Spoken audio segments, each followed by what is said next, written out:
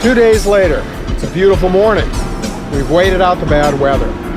And now we need to push the job forward at full speed. With the help of a long-reach crane, we're moving across the water and over to the job site. This big crane has a more powerful lift and a farther reach than the one we used to stack the timber on the truck. It'd be nearly impossible to put up my building without it, but I'm nervous about transporting this heavy crane across this muddy beach. This is what kept me up all night right here. You see how loaded the barge is, so we got a very, very heavy crane. See how low his bumper is? When he starts to back down those ramps, that bumper is going to hit. He's only two-wheel drive. I'm really worried about that. We crested the tide about 20 minutes ago, so we're on borrowed time. And look at this. The beach is really soft. I'm really worried. This may not work. Maybe it's time to ask for a little help from above. This is the Blessed Mother Theodore, and I was given this for this operation by Stevie Wallace's wife, because his wife Kathy claimed that this was going to get us through. Let's see if it does. We have to go! If this 16-ton crane gets stuck on the beach, then I'm stuck. Big time. If it doesn't work, we go to Plan B. And if we knew what Plan B was, that'd be great. But news at 11. Stevie is thinking step by step. He puts down plastic crane mats on the beach. The idea is to spread the load of the tires over a wider area to keep the crane from sinking into the mud. But will it work? It's time to find out.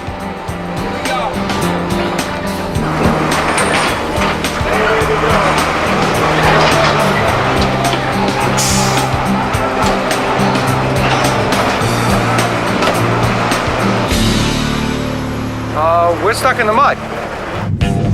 Coming up, I've got one more chance to get this crane unstuck. All we gotta do is get this truck back far enough and we're set.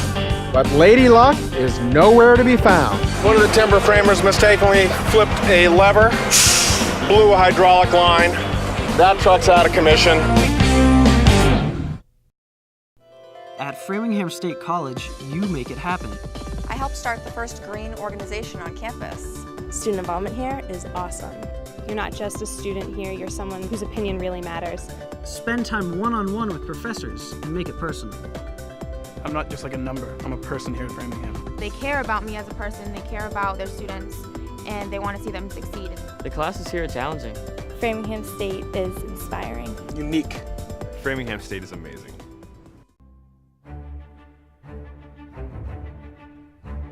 On November 24, 1908, St. Mary's Cooperative Credit Association began operations and became the first credit union in the United States. With guidance from Canada's credit union pioneer, Alphonse Desjardins, attorney Joseph Boivin served as president and housed the credit union in his home. At that point in time, the banks were really not established, frankly, to help people of modest means. So for them, there was no safe place to save money, no place for them to borrow money.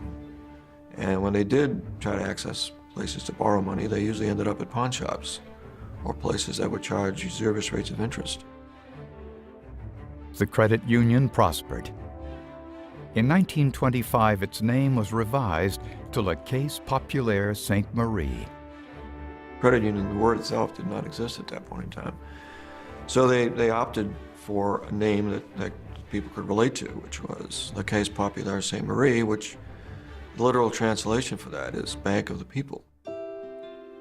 To this very day, America's first credit union still serves its members under the name of St. Mary's Bank Credit Union. The building that once housed the credit union, America's Credit Union Museum, now preserves our nation's credit union heritage and serves as a meeting and educational center dedicated to preserving the principles that launched the nation's credit union movement.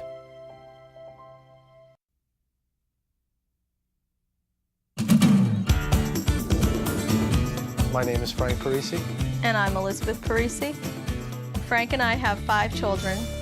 Lillian, who's 6, Frankie, who's 10, Rebecca, who's 8, Jack, who's 4, and Luke is a year and a half.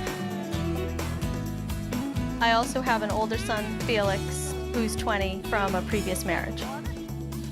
And we're attachment parents. Attachment parenting essentially describes a highly responsive and attentive way to build closeness between a parent and child. A lot of this is done by using techniques such as baby wearing, where you have the baby on yourself, usually in a sling, sleeping with your baby, really responding quickly and efficiently to your baby's cues. Up, yep. Waking up? Okay, let's put this right here. Let's see, Daddy, for some breakfast. Okay, good morning. Morning. Elizabeth and I met in college around 1993. We became good friends, and I just had a crush on her. She was different as well.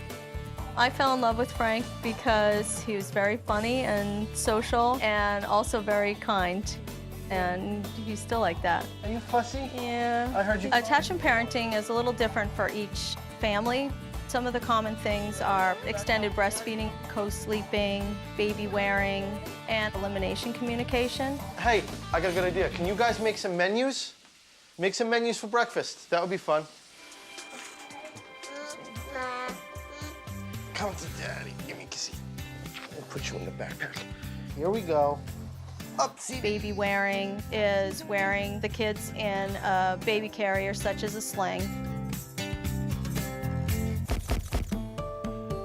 Attachment parenting style was originally Elizabeth's idea. She had done all the research. I wasn't really raised with attachment parenting. Do laundry with Daddy. It took me a while to come around in the beginning because I wasn't really used to that kind of style. Good job, guys. They have more of a say in the way they're being raised. Yum.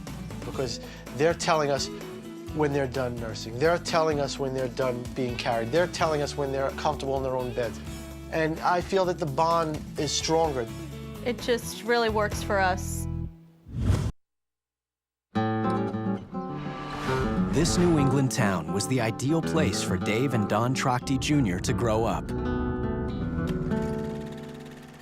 I enjoyed the country growing up here. I could fish in the river and hunt, and that's what I do today. I love it. But after 2 years of displaying the painting, increasing questions about the authenticity of the work reached their boiling point. Definitely some issues in here. We began to notice that there were discrepancies between the published Saturday Evening Post cover and the painting that we had hanging on our walls.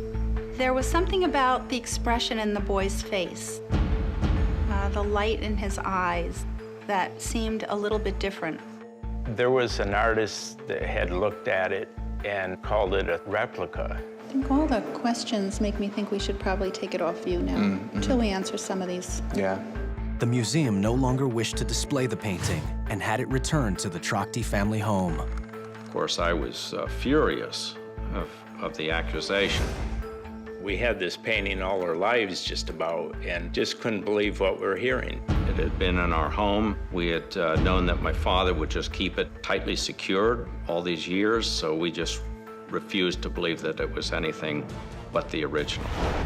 But the more they thought about it, they realized the painting had not always been in their possession. Between 1964 and 1968, the painting toured Europe. Is it possible the original painting had been altered, or even worse, stolen and replaced with a fake? Dave and Don Jr. wanted an expert opinion. Okay, Don, come on in and we'll take a look at your painting. Conservator Sandy Weber carefully examined the painting's canvas for evidence of fraud.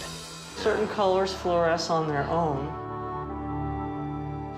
There's nothing structurally wrong with this painting. If there were any real questions about whether or not it had been previously messed with or restored or worked on by another hand, there was no evidence of that.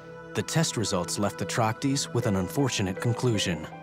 If there's no change been made or modification to the painting, that meant this is probably a replica. And this one day, I noticed a crevice.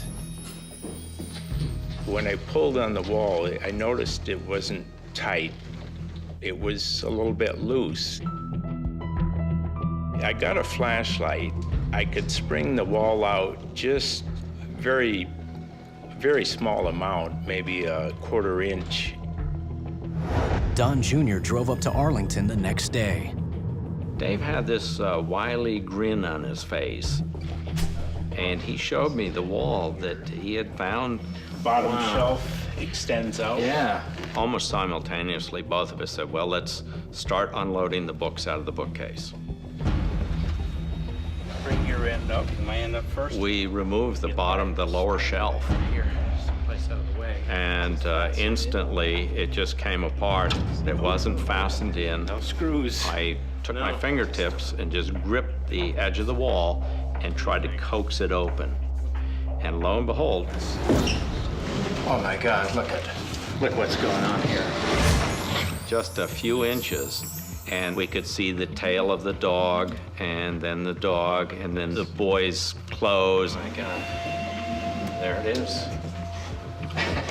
We just knew instantly this was the original. I'm 100% sure that Dad put that difference in the boy's face. All the other features of the painting are just about identical. I think the change was deliberate, so it wouldn't sell on the commercial market as a fake or a forgery.